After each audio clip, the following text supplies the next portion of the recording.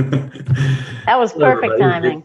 We're getting started here. Project Positive Change, the Positive Vibes Show. We're talking about life purpose today. So I know that we're probably live. It's always a little bit quirky because it doesn't really look like it's live, but it actually is. There we go. I think we're actually starting now. So this is Project Positive Change, a Positive Vibes Show. Like I say, we're talking about life purpose.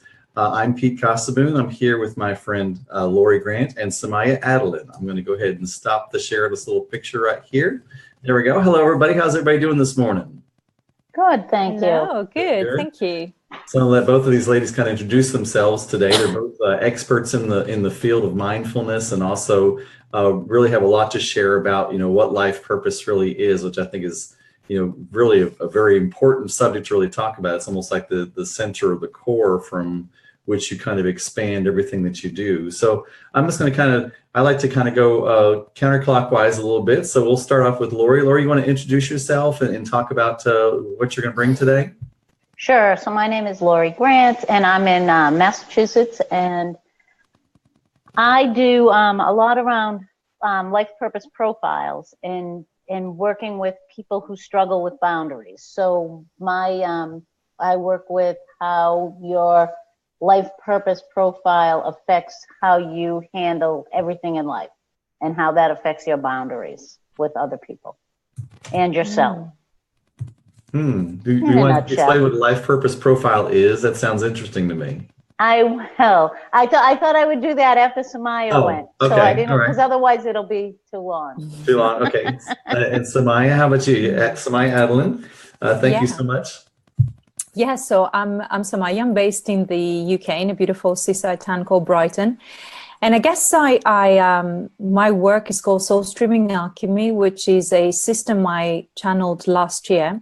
And it's very much a life purpose finding tool, if you like. Although I have been working with people who both really want to kind of hone into their life purpose, as well as those more specifically who want to then utilize that in understanding how they can serve their audience. So people who run businesses, basically. Yeah, so that's what I do. Okay, awesome. Well, okay, Lori, you want to go back into your life purpose profiles and let's get into the meat of this. I'm kind of excited to hear what you got to say.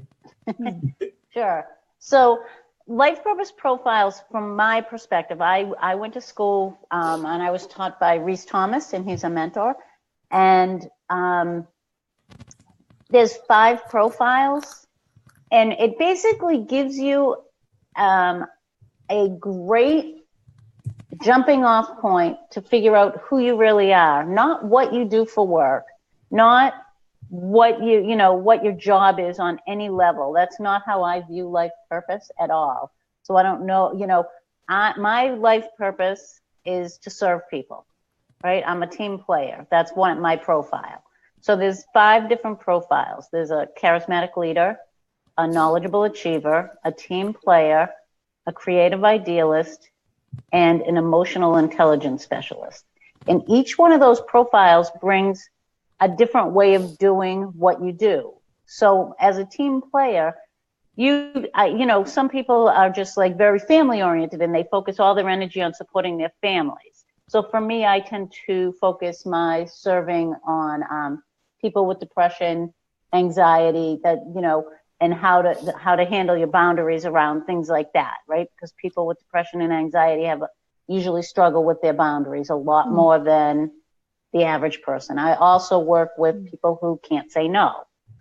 And it sort of all ties together, because usually if you can't say no, you can't ask for help. So it's a mess with your boundaries.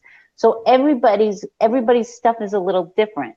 And even when I worked in high tech, people always came to me for their problems and their issues, because that's what I did, right? Like I served people. That was my thing.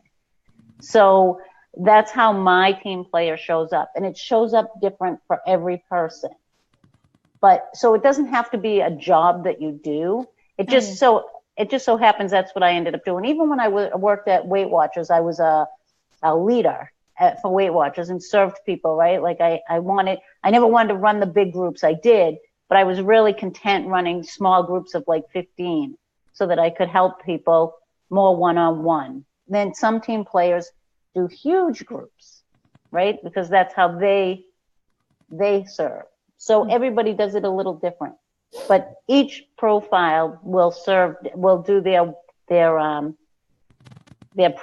life purpose differently.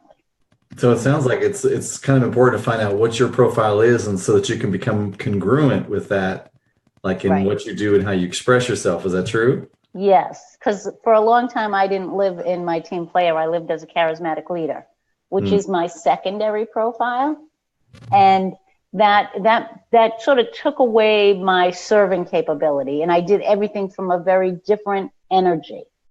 So once I could really settle into my team player, everything shifted in my whole life, and mostly I became really happy because I was finally doing what I knew was true for me. So I'm just as happy, like I was saying to Pete before we started today, taking care of my dog. She was sick yesterday. She had a couple of seizures, and literally spent hours just playing with her outside so that she would feel better. That is my purpose. Not making tons of money. I mean, that's great to do, but my purpose is to serve. If I can't serve, I'm not going to be happy. And serving for me is taking care of my dog, taking care of my family, taking care of my friends. It's just what I'm meant to do. It's what makes me in a full alignment. And learning how to be able to say no when people ask is a challenge, right? And that's where the boundaries come in. It almost seems like you could really do almost anything as long as you really look at it from the right perspective. Like you can even be a servant as a leader. Yep. You know what I mean? And you can, like I have a friend of mine always says, to sell is to serve. So as long as you bring that right mind frame in, you can express yourself, I guess, in the right way in almost anything that you decide to do. Is that true? Yes. Yeah. Because I run groups, right? So I was a facilitator. I worked in mental health, and I would run groups with depression and for people with depression and anxiety. But it was always about bringing them into the group, not me just running the group. It was always very inclusive, right? Like they had to share. It wasn't about me. It was about the whole group sharing together, right? Because it's not about me. Now it can be sometimes because I have that charismatic leader.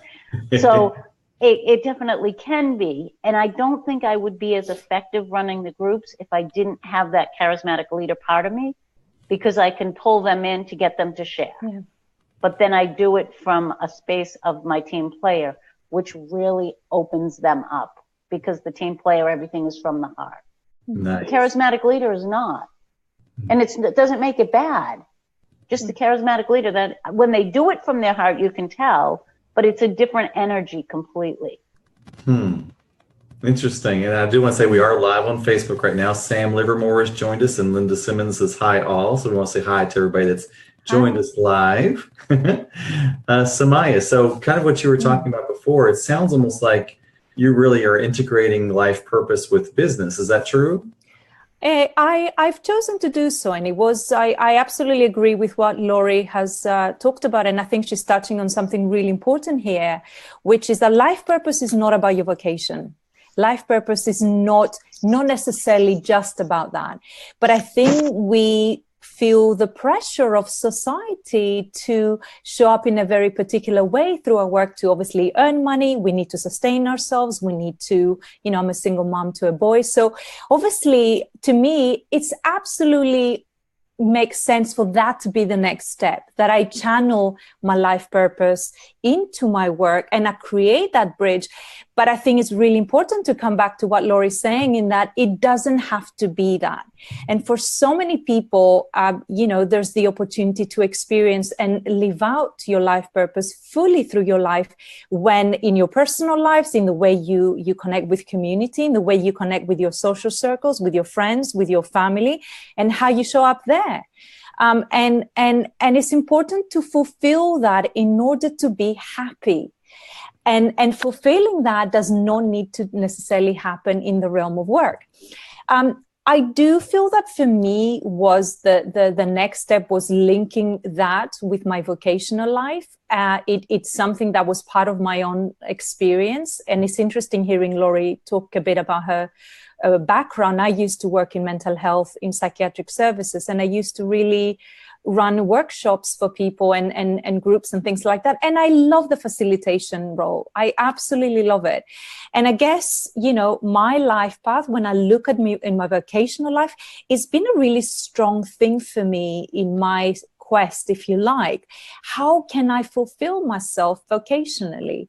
How can I really maximize the you know, the way I actually, how can I actualize myself and really make the most of myself through how I show up in my work?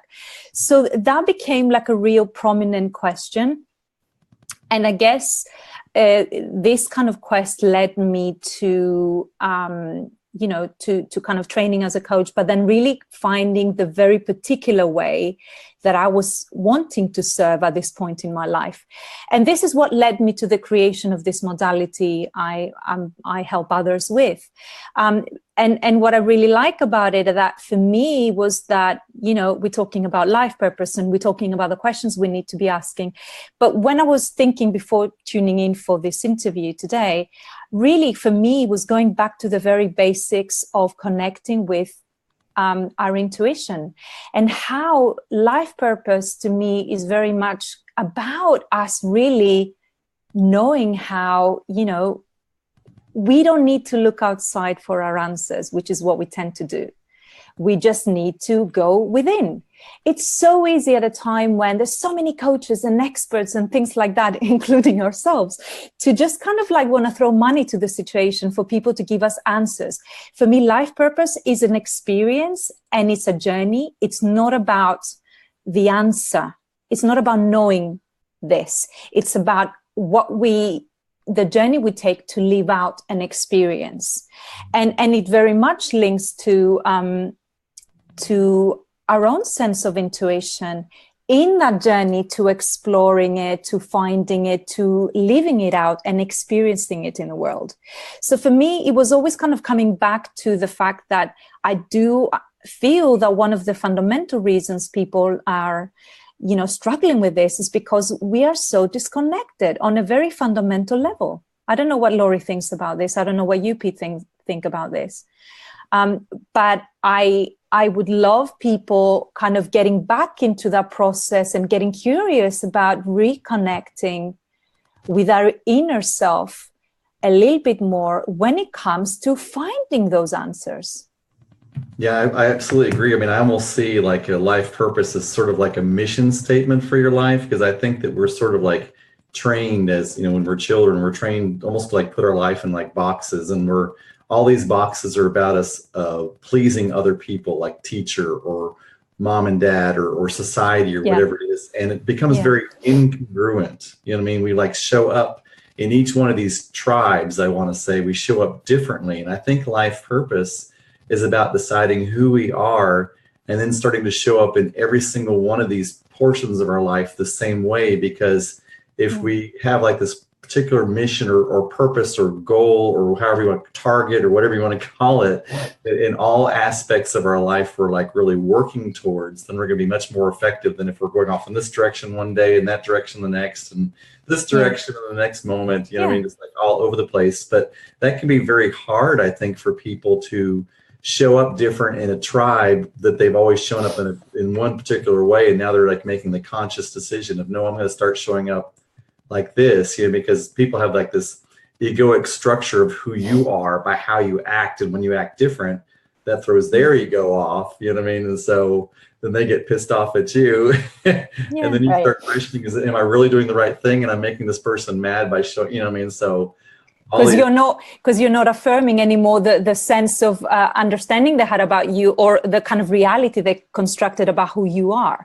So if you kind of keep on changing that, or if you're finding yourself morphing into new states of being, that can really mess with some people. Although I would also say that it's okay for that to be a very you know, a kind of up and down journey, and one that changes. Like when I look at my vocational life, although there has been a thread of service in my case, I did experiment with things, and sometimes we need to understand ourselves through what is not us, through contrast as well. And that's okay for that to be part of the journey if necessary.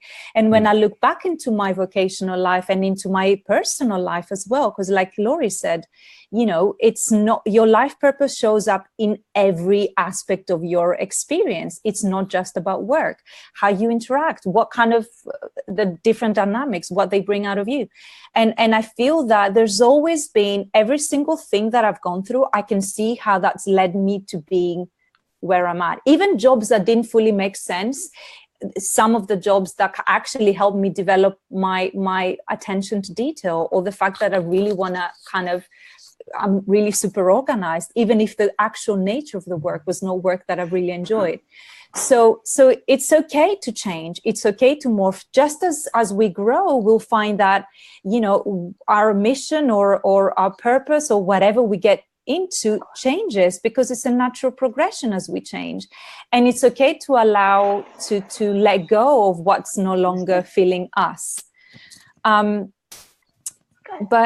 yeah, I do feel that there is something about going back to the basics, and for me, it's coming back to intuition for a lot of the time, and really, you know, I mean, for me, that opens up a door to some other things, which I'm happy to share, whatever. Nice. Yeah. I just want to say, Carrie Lake is telling us, hello, lovelies. Thank you for showing up this morning. We're getting lots of love this morning. Nice. Sashka Hanareppel, Shelly LaChance. Let's see, who else? Lohit Kadari. Yeah, so I just want to make sure we shout out to all the people that are watching us live. Great. So, so Laurie, what do you think? What's your take on all this? Well, yeah, no, I agree. I think it's hugely important to realize that, you know, especially today, right? Like even what Samaya was saying, like about what our purpose is. So often, like we are driven by what society will tell us we're supposed to do. And especially for women, and even for men, obviously, but in a different aspect, right? So we're taught now we're supposed to make our own way, do all these things, except that's somebody else's version. Like, what if you're perfectly happy staying at home and being the wife, or having somebody else support you, right? Like, that's not wrong. But we're so focused today on this version of feminism that means you have to do everything, as opposed to what real feminism is, which is honoring who you really are, right? And instead of worrying about what somebody else says you're supposed to do, how about really tapping into what makes you truly happy? Because when you can step out of what somebody else says you're supposed to do, you're supposed to work your way up the corporate ladder. I certainly went that route, you know, and was miserable because it wasn't who I really wanted to be. I didn't want to be in management. I like working with a team. I like being surrounded with people. I like doing all that kind of stuff. So working my way up the ladder and being in that mentality, it was everything I was told I was supposed to do, but it didn't fulfill me on any level, because I wanted to hang out with the people and have fun and be with them. And you really can't do that as you work your way up. You just can't. And so everything about, like, if you looked at my life, I was on the trajectory to be exactly what I was supposed to be, except it didn't satisfy me. Fulfill you, yeah. So now I'm like, and even now, even as a coach, people are like, oh, you have to do this to make it. And I'm like, I finally said, you know, I'm just going to get a regular job and I'm going to coach on the side, because I'm not going to go out and do all those things. It doesn't fulfill me. Like, I'm not going to run the business. I like to be in team, like with other people. So doing it by myself is like, yeah, it's great, but it sucks for me, right? So when I worked in mental health and I ran groups and I coached people that way, it was awesome, right? Because I didn't have to do any of the business side. I was just working with people all day long, which is exactly what I love to do. And And it's so, interesting to say that. Oh, sorry, go ahead, Laurie. No, so that was a huge learning curve, right? Like I spent a small fortune on a business coach to figure out I don't want to run business. I don't want to run a business. Yeah. Like she's like, this is what you have to do. I'm like, yeah, that's not. I can do it, but I'll be a miserable. If I'm gonna do that and be miserable, I'm gonna go get a job where I might not make as much, but I'm gonna be happy. And for me, it's all about being happy. And that, my friends out there, is your life purpose. No matter how you do it, if you are not happy with what you're doing for you, what the hell are you here for? Nice. Yeah. I think you're really nailing it, Laurie, completely. You're really, really nailing it. And I think whoever's watching this, I just feel like so many people are just like having these fantasies of what it is having a business in something, but they don't want to run businesses. And hopefully somebody watching this will really save them some time, because like you said, some money. Don't hire a coach to figure that out. It doesn't have to, which means then how do we do this? How can we live out our purpose in a way that doesn't mean that having a business? For some cases, like I said, I'm working with people who do, it is about going down that road, but it doesn't have to be the only way, right? It doesn't have to be the only way.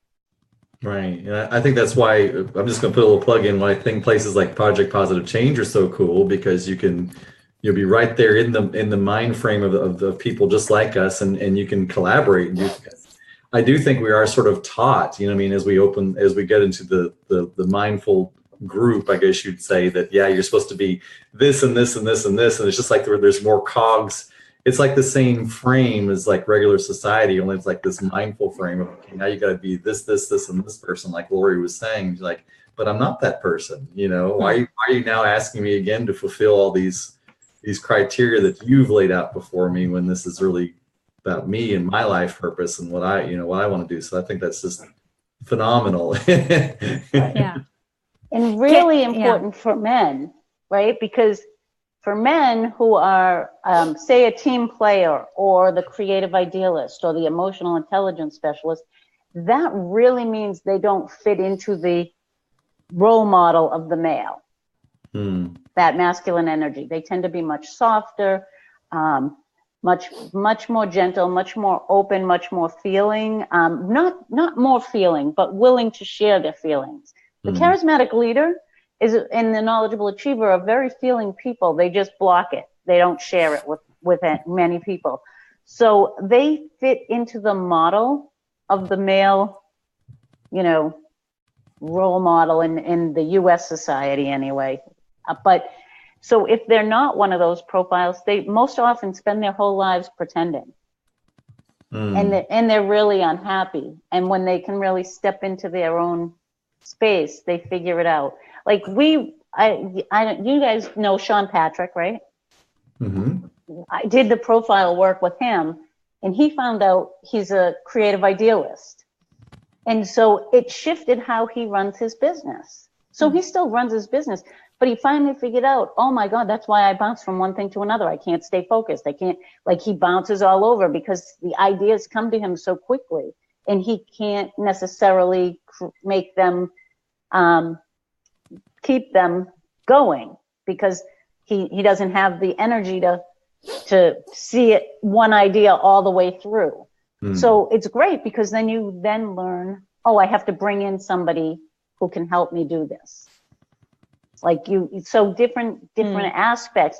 It doesn't mean you can't run a business if you're not a charismatic leader or a knowledgeable achiever. It just means you have to hire a charismatic leader and a knowledgeable achiever to help you run your business, because you're never going to be able to do it that way. Like a creative idealist by himself will never run a successful business. They're going to have to need somebody there to have that different energy flow to help them create all the things they'll need. The creative idealist can't keep his books. He can't keep his books. He's going to need somebody who can track his money, because he's going to be like, how much did I spend? Oh, I forgot. I didn't. Oh, receipt. What receipt? And what's great about, actually, another reminder I'm getting from what you're sharing, Laurie, is also something about, in a way, yes, we have our individual life purpose that we need to actualize and we need to express in our own lives to feel happy. Yet, there's something about being reminded that we're kind of doing stuff together as well, that in a way other people can really support us in actualizing that life purpose more. So in a way, if you're somebody, you talked about being a person of service, as am I. Yet, if you don't have people who require the service, it's difficult to actualize that. Or people who will be, say, if you are a creative idealist, people who will be taking care of some other aspects to join, to make that possible, your creative ideas to become more tangible and for them to actualize, then it's going to be harder for that to happen. So, and I really love that message that actually, yes, of course, we have a very individual kind of agendas and things we need to be happy in that way. But really, it's when we come together and with that awareness and that consciousness of what we are within ourselves, what kind of identity we hold in terms of those profiles or whatever the other profiles, in a way that can be so much easier to then consciously step into actualizing the purpose. Mm-hmm. Yeah, so, and you can see, yeah. So there's knowledge, education, awareness seems like it's an important thing. Collaboration and being with community and coming together with others, joining purposes can really help kind of piece the puzzle together in a way. Right. And for some people, it's for some profiles, they don't love to be around a lot of people all the time. It's very sure. It's very limited. Like they can't be around them, right? So it's really owning that piece of you that sorry, my phone is ringing if you can hear it. It's really owning, figuring out what you are, and you can I'm gonna find the link so you can take a free test. It's just an assessment to figure out what your profile is. I've done it actually. I've done it. Yeah, I don't know. And it gives you some insight into what not just what your profile is, but what the defenses are, so that when you're not in your core, you can start to see when oh, this is why I don't feel good, right? Like, oh, I just said I would do that and now I feel nauseous. Oh, this event is coming up and I so don't want to go. Why did I say it? I thought it would be fun. Like all those things, you start to get an idea of what's really true for you. Like if you do the profile test, for those that are out there on live, if you do that profile test, it's reesethomas.institute.com. So I'm going to put it in chat, Pete, so you can see the spelling. Okay. And then from that website, there's a free profile assessment. But what it does is it shows you your behaviors in defense, which oftentimes are much easier to spot. So for me, people pleasing was a big defense. So it was learning how to not people please, but how to still serve. And I just put that in the comments section. And we did get a comment from Carrie Lake, if it's okay if I read it real quick. Mm-hmm. She says, yes, it's new ways of inviting teams, working together and honoring one another's strengths. This is dissolving the structure of a hierarchy where one is higher or more important than another and creating a collaboration in a new paradigm. One person is the creative idealist, one is the bookkeeper, one plays another role, and all are equal. Nice. And we're also getting love from Christine Renero Catagio, too. Thank you so much. Awesome. We're getting lots of good vibes on this show today. So you kind of led right into what I was thinking about, Lori, was almost like this idea of how do we not only find out who we are, but how do we find out who are the best people for us to work with, and how do we sort of like get in tune with whether we've made the right decision or not. It's almost like you're saying it's almost like it becomes this visceral, like your body is like telling you, like immediately. Like, yeah, you do. And people, I think oftentimes we ignore it, but we sort of, I will be honest and say I'm not like the most in tune with what shows up in my body. Like I'm pretty good at just ignoring my body, right? Like, so I have friends who will tell me, 4 days before their cycle starts. Oh, I know this is going to happen. This is what happens. This is where I feel it in my body. I'm like, who the frig notices that? Like, I'm like, I just don't. So I don't want people to automatically assume that they're going to feel it like that, because so many people don't. And we can sit here till we're blue in the face and say, oh, but if you lean in and you feel it and you take the time, well, that sounds great, but there's so many people that are never, ever going to do that. So instead of like trying to figure out, because that's how you figured out how it works, okay, now tap into, how do I figure out it works? So does it mean I get a headache? Does it mean I overeat? Does it mean I go to the gym 12 times a week instead of 5, because that's how I release stress? And am I feeling stress? And that's why I'm right. So however it shows up, you notice when things shift and you start to do something a little different, or you feel your actions are different, that might be an indication that, God bless you, that you're in defense. So it's being aware of those things instead of, just always feeling it in your body. For me, it's I get a visceral gut thing. That's how things show up for me.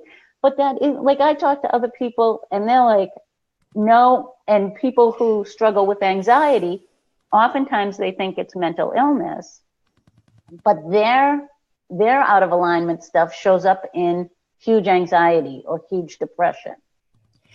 So it's paying attention to those things instead of just immediately assuming it's that, maybe something is out of alignment, as opposed to, I have mental illness, and I'm putting that in quotes. I agree that not everybody will feel things in their body or process things in the same way that everybody else does. I would, however, say that it is not a special gift to have an awareness around our experience and around what is going on for us, around what is true for us. It is not a special gift. And I think that I would like to see more people that being talked about more, and more people being educated around it, that actually everybody has the capacity. Like, I'm clairsentient. So for me, it's a knowing in a very kind of physical way.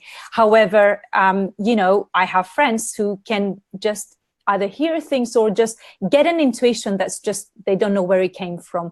Other people, they can see or whatever, so it's about all people recognizing signs outside. I would say that for me, coming back to this thing about intuition, is that it's about re-educating ourselves, that actually everything we need is already there. And we just need to start looking at all that is there and all the signs that are pointing us to the right direction or to what is going on, before an illness happens or when something is going wrong, that we need to start paying attention, in our personal lives, in relationships or whatever. And I feel that, we have lost that trust, what we were talking about earlier, that unfortunately our society does not always encourage, that sense of connecting with our own truth, because that's going to immediately take down, industries are going to lose ton of money, if that happens, and they don't want that. So, I think I remember reading a quote, something about an intelligent human being is a dangerous human being for the society, right? But the reality is that we do have the knowledge inside of us. I go about it in my work in a slightly different way. So my system, Soul Streaming Alchemy, basically takes you through what I call the 7 gates of your soul, which are in a way very kind of real and tangible things in our lives that actually, through which our soul gets expressed. So we're looking at your early years, we're looking at your hobbies and your interests, we're looking at your vocational life, we're looking at your relationships, your turning points, and so on. And from that, through a process of, channeling and diving deep with some questions, we really start to unearth a lot about, I guess, what your soul, how your soul likes to show up in your life through your life experience. And it's a kind of guiding system where I hold the space for people to find their own answers, because I don't feel it can be as powerful sitting again across a coach who's just gonna like give you the information. There's something more fun about, you know, getting there yourself. But what I do is kind of I help people through that process of taking them through those gates and then understanding and connecting with the truth that resonates for them.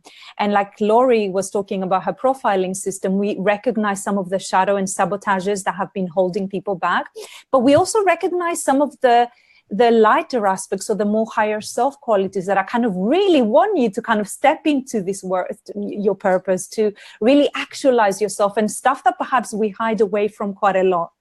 And for me, there's something about this process also of we talked about intuition, and we've kind of lost that.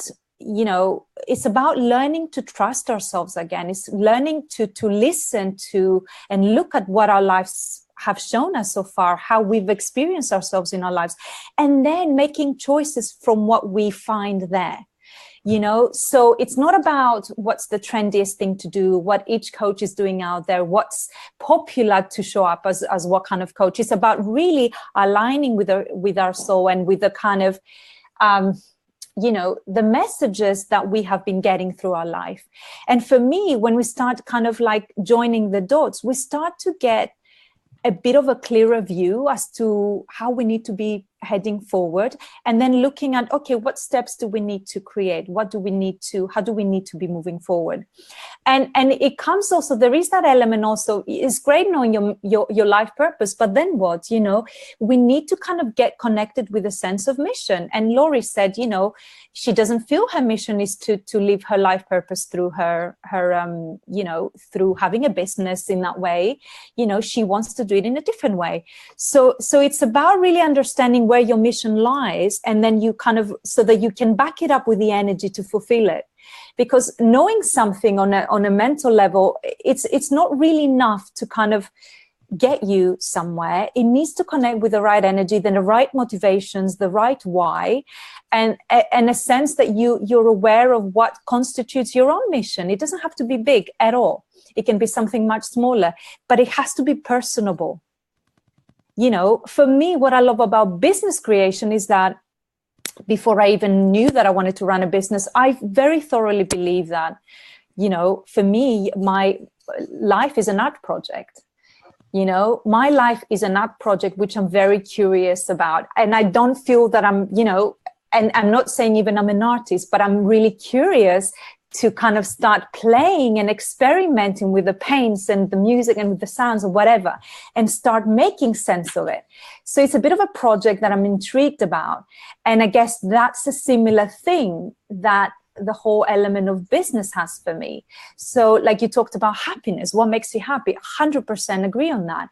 And it has to feel, for me also, it has that energy of play and lightness. If you're constantly getting bogged down, then maybe I think it is like Lori said, you know, it might be a good question to think about yourself.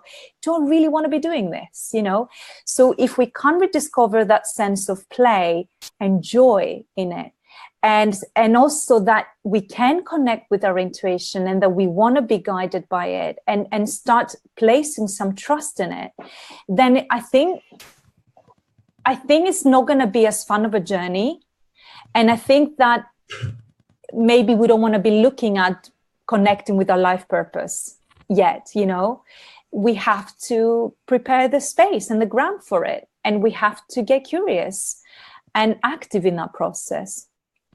Does it make sense? Did I go off on one? I'm not sure if I have. Yeah. Sorry if I have. No, it was great, because like one of the things is, you know, figuring out what your life purpose is, right? Like figuring out like for me, like understanding my profile gave me huge insights into other things. And it didn't happen overnight.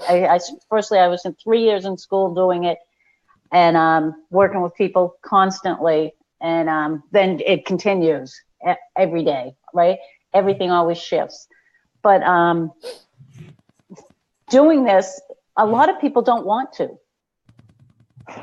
And it doesn't mean that their business isn't going to be successful if they run a business, or they aren't going to be successful in their careers.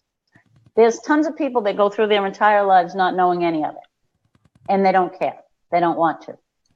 And that, like, one of the biggest pieces is accepting that that is perfectly good. Not just okay, that it's good. It's good for them. Like this idea, I remember years ago when I first started going to coaching school, and I wasn't in school yet. I was going to International Coaching Federation. I was going to a group, a meeting, and one of the coaches there said, well, if they're not on the, like, why, you know, if they don't want to be actualized, if they don't want to figure out what they're doing, what's the point? And I was so insulted because I was like, who are you to judge where somebody else is and what they're doing? And if they're perfectly content doing whatever they're doing, why is that not good enough? Like, why, like, so for me, like, I was immediately struck. And of course, that's my team player. And I have, one of my archetypes is being a fan. So it's like, how do you insult somebody else for where they're at? Like you, because, you know, I'm a fan of all people, not just like the people who are on my wavelength. So, and I work at that because the dark side of that is not good, right? Because then I can hate all people the same way, right? So I am a big one on embracing the dark side. Like that's how I do a lot of my work, is because so many people that I work with can only see their dark side, their shadow side. So I love to be able to embrace the shadow side, because when you can fully embrace the shadow side, you can then see the light, and you can start to see what your real potential is. But if we don't own the shadow side, we can't ever get to our full potential. So that's my thrilling stuff. But it's accepting people exactly where they are, and not with that attitude that where I am is better. You know, like so many people in the spiritual world will go, when they get that, they'll understand. But it's like, who the hell are we? We could be completely wrong. They could be completely right. There might not be anything else, right? Like we go on this assumption that we're right. So go ahead. So I just wanted to put that out there, because we can get caught up with our woe is me, life purpose, aren't I awesome, da, da, da, da, da, and somebody else doesn't know theirs. And I wasn't saying that you said that, but I just wanted to put that out there, because we can get pretty snooty with our Sure, I agree. crap. I agree. Yeah. But I think it's to do more with individuals, people kind of sense of, oh, okay, I'm now inferior because I know my life purpose, so I'm getting towards that or whatever. For me, it's more, and I want to be a bit of a devil's advocate here, partly because one aspect of my work is very much about working with sabotage, right? I don't personally have a problem, and I'm somebody who doesn't really tend to be a person of debate. I don't go in debates, because for me a debate is more about, I'm trying to put my point of view and you telling me your point of view. I'm happy with your point of view. I just don't need to debate it, you know, because I accept you in that. However, I am a bit of a sort of devil's advocate on this, partly because I don't really have a problem to go and point and poke somebody who doesn't feel like they want to move forward. For me, it's more about people who are disguising the fact that they actually really want to be doing something more fulfilling with their lives, but actually have convinced themselves on some level that they don't want to, because because of whatever it brings up for them. And for me, being a bit of a catalyst in my energy and somebody who will go to really kind of help transform that, only from those who invite that. I don't go to random people, right? Because I don't feel the desire. Like I'm kind of like, completely. And I don't need to go into that sort of thing. However, for those who do, and I'm somebody normally who can really spot that really well, I would just say that I'm not going to be like just easily sitting down and not going in there with conversation, hopefully mindfully and constructively, to dig that out of them, you know, if that's kind of, if I feel it's invited in a conversation. And I do feel that unfortunately people will lie to themselves about wanting to do more fulfilling work, or wanting, let's put work aside, wanting to be more, actualized through the gifts. And even people who are convincing that, okay, well, no, yeah, I do want to live my life purpose, but I don't want to have a business or whatever. I do feel a lot of people actually could really do it. And I want to be a little bit of the person who's kind of more pointing to that, as opposed to letting people rest, you know, in deciding what they decide, because I do feel that people don't want to get uncomfortable a lot of the times, and will go to great lengths to sometimes protect what we want to resist, you know. There are people who do that. So as much as I don't feel this need to be superior in any way for kind of choosing to make decisions to want to bring into my life certain things that ask me to work harder for. I do believe that a lot of people would be happier, living healthier lives, if they were tapping into the purpose and if they were to do some of the more uncomfortable work. And sometimes we can associate being happy with being complacent. People don't want to do the work because they just want to be complacent, and not because it doesn't make them happy. It's a thin line. Right. It's a thin line. And I'm not saying I'm the one who knows what it is, each thing for each person. I don't go there. I only work with people who want to work with me. Right. Well, and that's very different. I don't mean to interrupt. That's very different. Yeah. Like having someone hire you to push their buttons is very different than making the assumption that everybody's buttons need to be pushed. Right. So when somebody comes to me to work with me, I make them, we work. Like it's not pleasant. Right. And I don't mean that in a bad way. But digging into our stuff is rarely pleasant. Yeah. I always say aha moment. Am I allowed to swear? Aha moments suck. Right? Like we get the aha, right? And we go, oh, isn't that great? And then all the connections that come with it are like, oh my God, I've totally screwed up. I fucked up my whole life. Right? Those ahas usually bring so much crappy stuff to us when we make those. Like, oh my God, look at all those things I did the wrong way, right? And now, I'm not a big right or wrong, but that's usually how we feel when we get those ahas. They're great because they're a catalyst for great change for the future. But looking back, it means, oh my God, I did that. Oh my God, I did that. Oh my God, I did, right? That's usually what ahas bring. So they're awesome, but in the moment, they're usually not, they're usually not the most fulfilling feeling, right? They usually make you feel like crap. So ahas and self-growth, self-development, self-growth is hard. That's why most people don't do it. And even in your business, right? Like what I understand from what you're saying, Samaya, is people have to dig into all their crap so that their business can be successful. And it sometimes is daunting. It's daunting. I mean, it's worth it. Don't get me wrong. I believe that it's absolutely worth it. But if it was easy, everybody would do it. Yeah, and but there's a part of me isn't doing it. Sure, but I would say it's not just about business. Even in my life with my community and my friends, I'm somebody who will like to kind of offer the perspective that will kind of, I guess, be motivational for people to look at a different way of things. It's something that comes with my blueprint, I guess. But I wouldn't even say that it has to always be an aha. Sometimes I do feel change can happen in very subtle ways. Right. And we can have some major transformation from something that just tweaked in a very small way that we might not even realize at the time where it happens. So it doesn't have to be extreme, and it doesn't have to be, but it's more about people having that sense of, for me, that sense of like, something internally says yes to knowing, to more, it doesn't have to be about life purpose or something grand. It could be about knowledge. Not everybody who does a profile would be, I want to find out my life purpose. It could be, I just want to get to know more about myself, you know. And equally, a journey that they will take with a coach. It's not necessarily about a very specific thing. It's about the journey, what they will learn as part of the process. But for me, there is something about like, I feel like at the moment I really need to voice this, you know.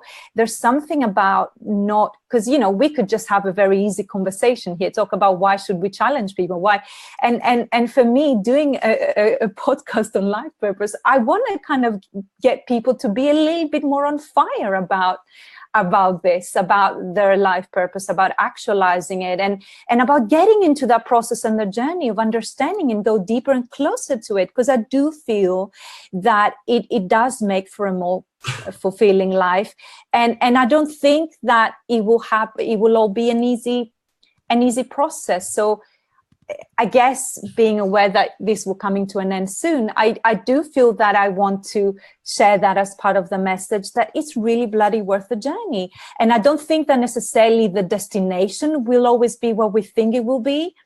And it doesn't matter, but it's about having that really kind of curiosity and interest to kind of take on and, you know, go on that journey.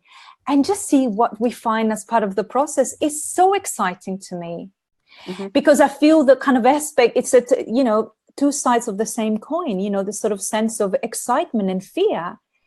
It's two different sides of the same coin. And it's so easy to tip one to the other. Right? Yeah. So I always view it as like a roller coaster, right? So I love roller coasters, right? Like that's my one of my big fun things. Like I'm all about roller coasters. And it's funny because it's sort of how life is, right? Life is a roller coaster. So totally the thrilling part, right? So I have a fear of heights, right? So when you think of the roller coaster going up, and you know that click, click, click, click, click, click, click. So for anyone who has that fear, they know I'm sorry, because I can feel your tension because like it's terrifying as you go up that hill right before you go over, right? But then the thrill of going over. But so what I've learned over the years is I used to like just basically hold my breath going up the hill, being like, oh my God, I hate this. But I love the whoosh going down. So I always put up with the crap of going up. So what I learned is, oh my God, if I breathe on the way up, it's not nearly as bad. So when you're afraid, if you just remember to hold on and breathe at the same time, instead of just holding on for dear life and holding your breath, just hold on and breathe. I'm not saying to let go. You don't have to let go of the handle if you don't want to. It took me years to let go of the handle on my fly down the hill. Okay, I always held on. But you breathe. If you breathe going up, when you're screaming going down, it's a lot easier. And it's a lot more fun. So that's sort of how I view it all, right? If you breathe through all the hard stuff isn't quite as terrifying. And the difference between fear and excitement is literally breath. It is breath. If you've ever heard the story that they talk about Barbra Streisand and Bruce Springsteen, have you guys ever heard that? No. I'll do it really quick. So Barbra Streisand has stage fright. And she talks about just before she's about to go on stage, she knows it's going to be brutal because she can feel her chest tightening and her breath get quicker. And she gets so worried and she feels everything tensing up.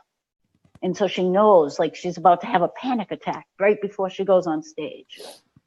And she gets so nervous, right? And then they talk to Bruce Springsteen and he's like, oh, it's so exciting. I can feel it. Like my chest gets tight. My heart rate goes up. I stop breathing really fast. I can't wait to get out there. Same exact experience, two different thought processes with it. He feels and so that is what I love to be able to embrace. Like somebody might be feeling the exact same thing, but have a completely different thought process about it. Even the physical reactions in the body can be the same, but their thought process is, one is, woohoo, I'm going out to do that. And the other is, oh my God, I can't get out there. So it's isn't that like, to me, that's fascinating. And that's a difference in profiles too. Like what one profile feels and perceives, even though it can be the exact same event for a different profile, completely different thought process around it. Fun, it's fascinating. Sorry. That's okay. We have just a few minutes left. I want to make sure everybody gets a chance to like shout out how to get in contact with you. So Lori, you want to tell us what you do and how to contact you? So I am a life coach and an energy healer, and I specialize in boundaries. And my biggest thing is I specialize in helping people say no without guilt. It's easy to say no. It's learning how to do it without guilt. That's the challenge. And I can be reached at lorigrant.com. That's the easiest way to get me. Is my website is lorigrant.com, so you can just email me at lorigrant.com or go to my website. That's the easiest way. How about you, Samaya? I think the best way for people to contact me is because everyone at PPC is watching, it would be seeing this, I guess. So they can contact me through my profile in PPC. Just sending me a message in Facebook would be perfect, actually. They're very welcome to do so, even if they wanted to have a chat. I do connect with people who just feel like they want to just have a chat, not necessarily work related. I've been doing that and I've been really enjoying this a lot, actually. And if they wanted to work with me, again, they can explore that by messaging me if they want to. Cool. And I've put in the comments all of our websites. Yours is samayadelin.com, right? Yeah, it is. Yeah, it's kind of working its way through at the moment. It's kind of being worked out, but it doesn't matter. They can still find me there.